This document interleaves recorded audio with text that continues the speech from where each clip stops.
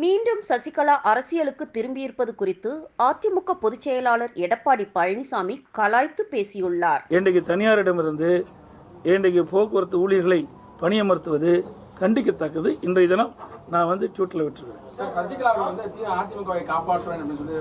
இத்தனை நாள் யார் காப்பாற்றிட்டு இருக்கிறேன்? இப்போதான் காப்பாற்றி வந்திருக்காங்களா?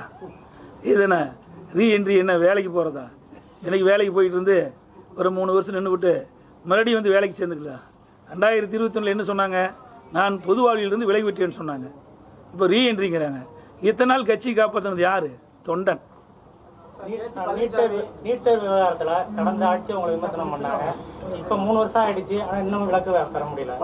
பெற முடியாது. எப்படி பெற முடியும்? இப்போ நீட் தேர்வு குறித்து நீங்கள் ஒரு கேள்வி கேட்டுக்கிறீங்க. இன்னைக்கு 40 நாடாளுமன்ற, பாண்டிச்சேரி உட்பட 40 நாடாளுமன்ற உறுப்பினர் திமுக கூட்டணியை சேர்ந்தவர் வெற்றி பெற்றுக்கிறாங்க.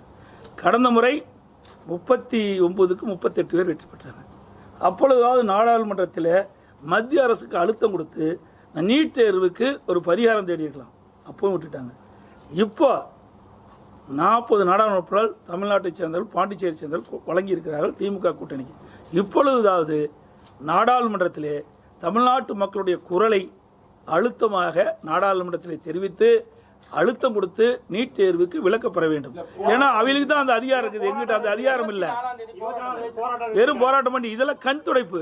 இங்க போராட்டம் பண்ணி என்ன பண்றது? எந்த இடத்துல போராட்டம் பண்ணணும் அந்த இடத்துல போராட்டம் பண்ணணும்.